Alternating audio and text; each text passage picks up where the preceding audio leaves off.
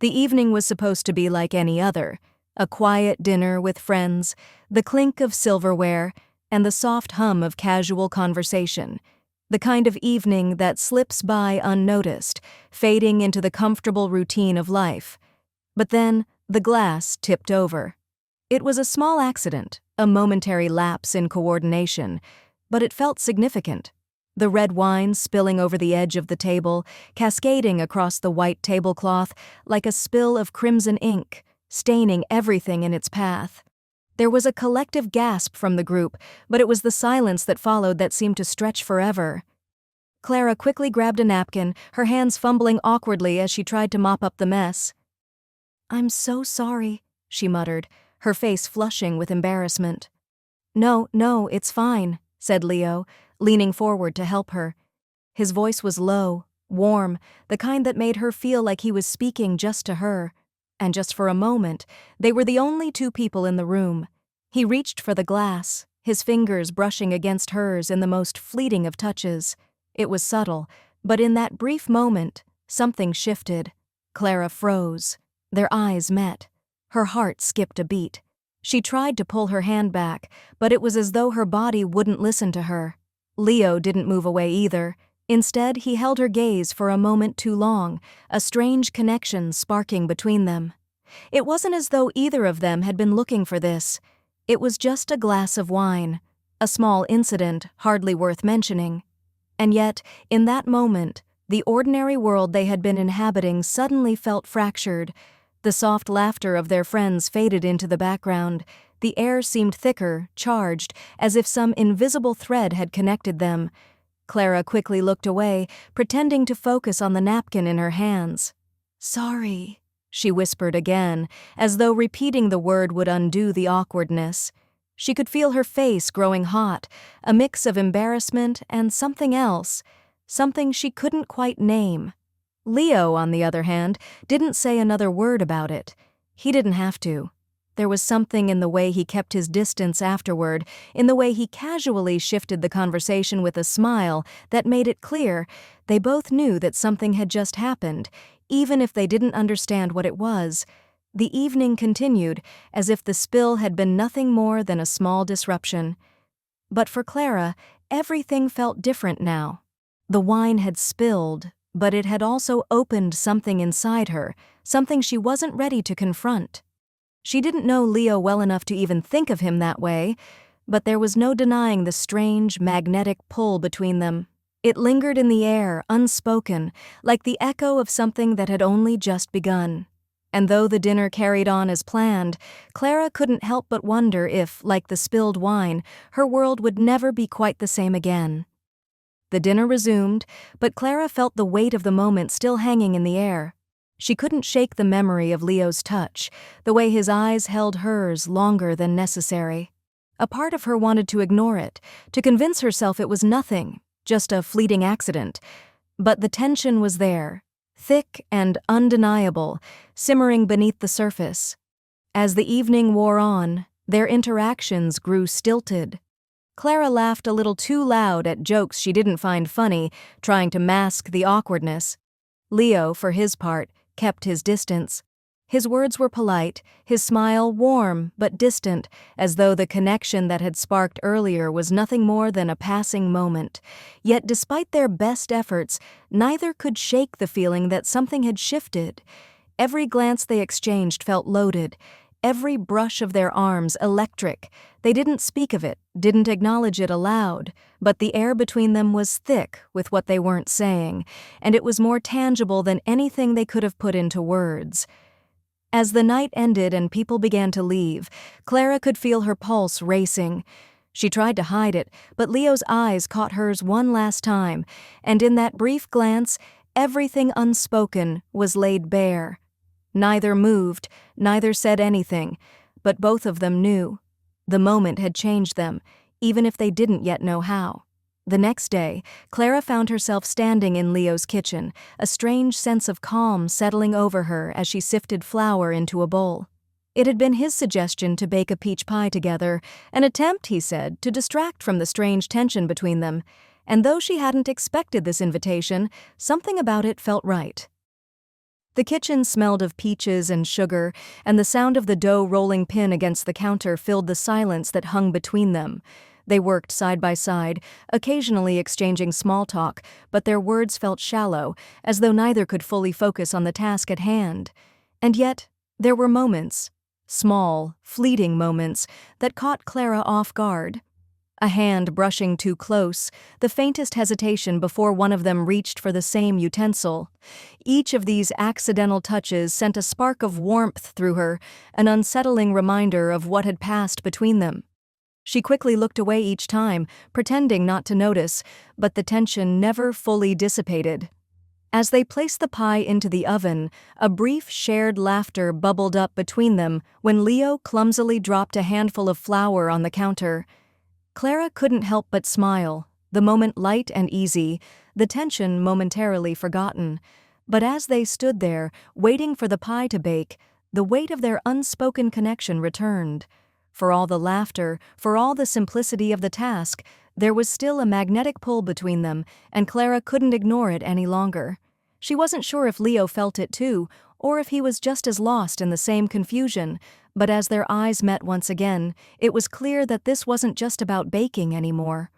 Clara and Leo had taken a walk after the pie was done, the evening air cool against their skin.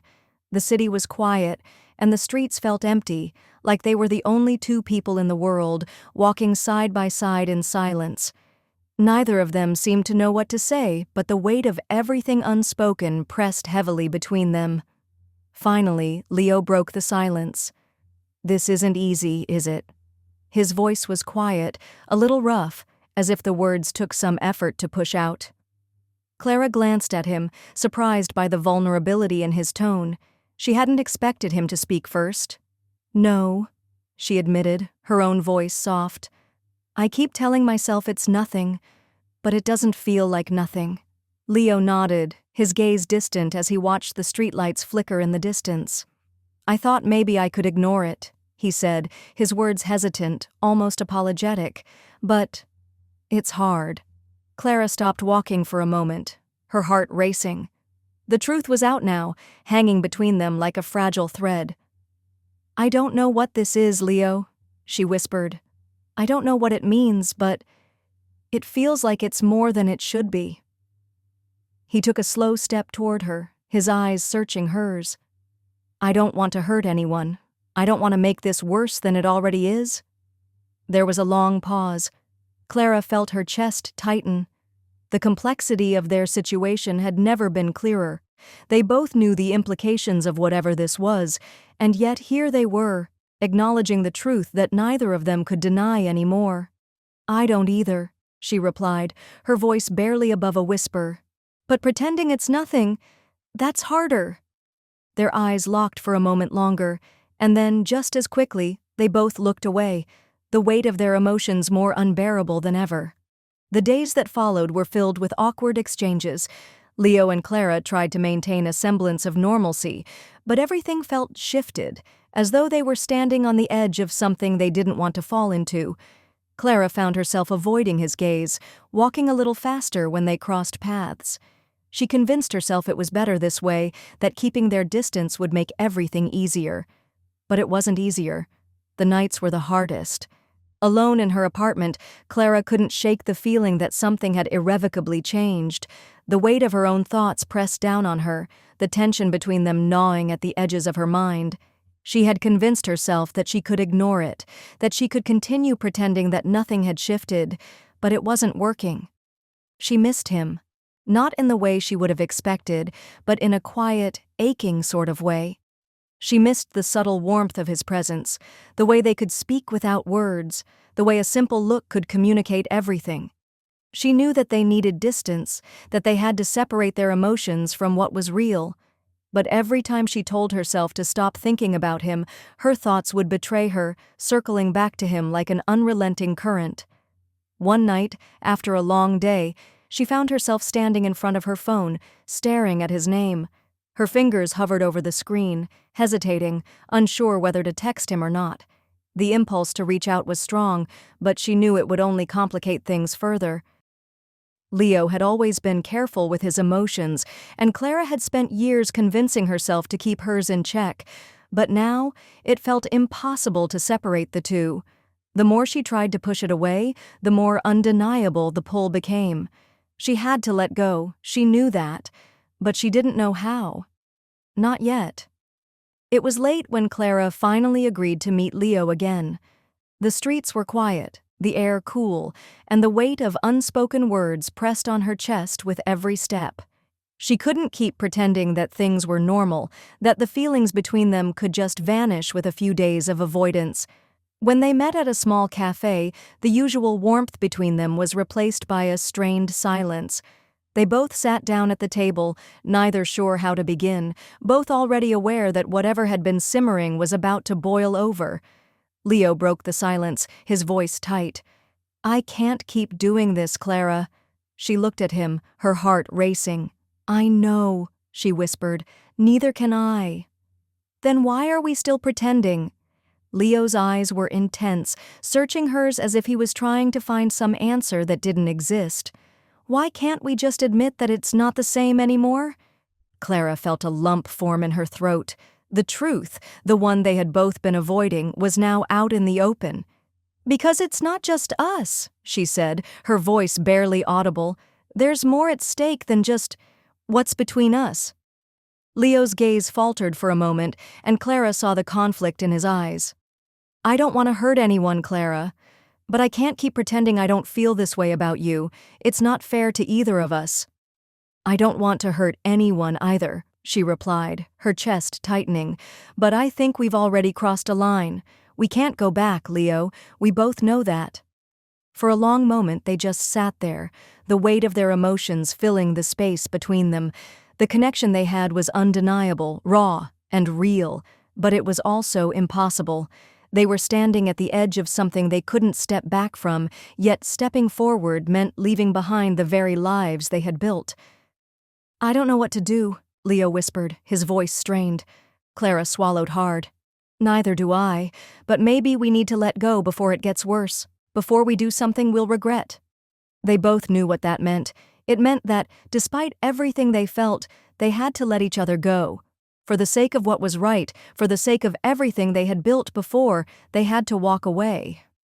A long silence followed, and then, finally, Leo stood up. He didn't say anything more. Neither of them did. They both understood that some things couldn't be fixed, no matter how strong the pull between them. As Clara watched him leave, a part of her felt relief, but the other part, the part that had always been afraid of this moment, ached with the knowledge that they were both losing something they couldn't get back. The next morning, Clara woke to an empty apartment, the stillness echoing in the corners of her mind. The conversation with Leo replayed over and over in her head, each word sharper than the last. She had made her choice. She had walked away from something powerful, something that had changed her. But it wasn't the kind of change she could allow to define her. The morning sunlight spilled through the window, casting a soft glow across her living room, and for the first time in days, Clara felt something like clarity. She hadn't wanted to leave, hadn't wanted to walk away from Leo, but deep down, she knew it was the only way. The connection they shared, however intense, couldn't justify the hurt it could cause if they let it grow any deeper. As she stood by the window, her phone buzzed on the counter. It was a message from Leo, a simple line of text. "I hope you're okay." Her heart squeezed in her chest. She stared at the screen, the words burning in her eyes.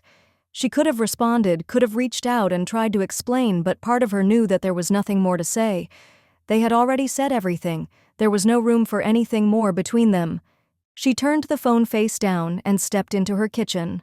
On the counter sat a small peach, the last reminder of their time together, the pie they had baked, the laughter they had shared. Clara picked it up gently, her fingers tracing its smooth surface.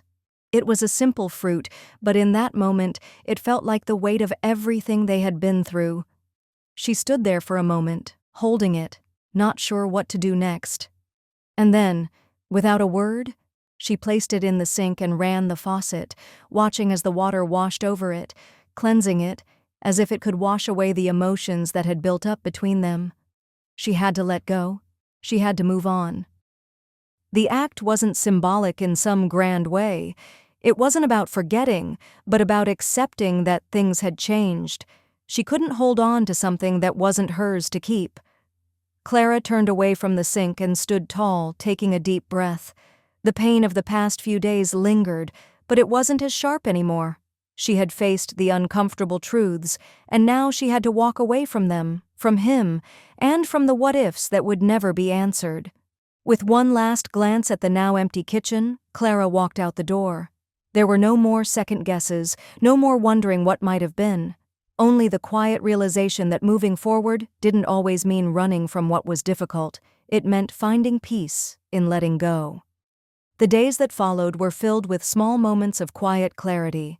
Clara immersed herself in her work, in the routine that had always grounded her. It wasn't that she had forgotten Leo. He was still there, in the background of her thoughts, in the soft echo of their conversations that played like a song she couldn't shake. But with each passing day, the weight of it lifted. She found herself walking a little taller, breathing a little easier.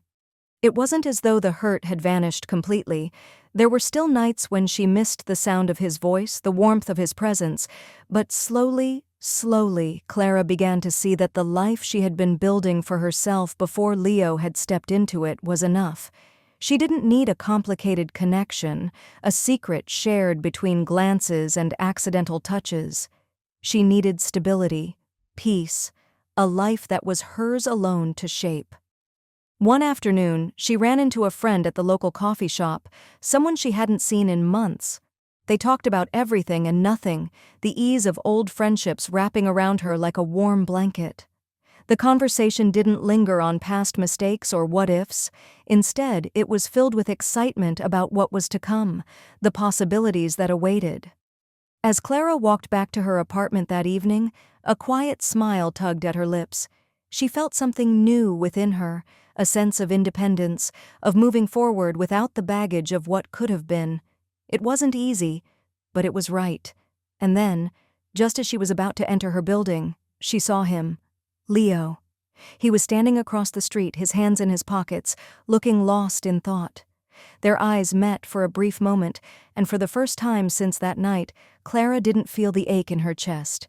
There was no longing, no desire to rewind time. There was simply a quiet recognition of what had been, and what was no longer. Leo gave her a small, almost imperceptible nod. She returned it with a soft smile, the unspoken understanding between them clear. They didn't need to say anything more. The distance that had grown between them was no longer a burden. It was simply the way things had to be. And as Clara walked into the building, she felt a sense of peace settle in her heart. She had let go of what could have been, and in doing so, had made room for something new, something entirely her own. Life wasn't always perfect, but it was hers to live.